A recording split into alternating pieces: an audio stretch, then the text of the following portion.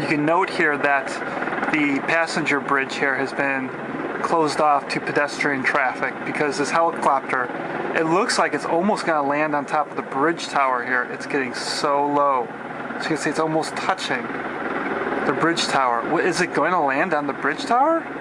Nope, it's in front of it. It's getting very low to the ground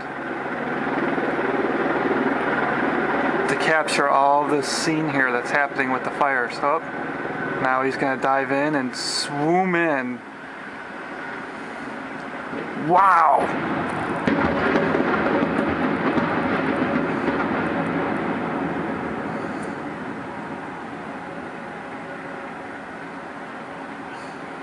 Now that was pretty nice.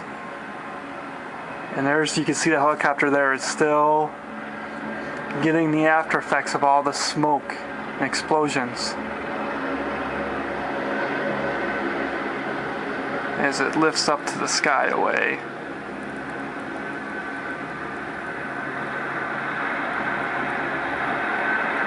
Oh, looks like he's going to swoon. No, I thought he was going to turn around. Oh, he is turning back around. I can literally feel the window vibrating here in the Tribune Tower as the helicopter comes by.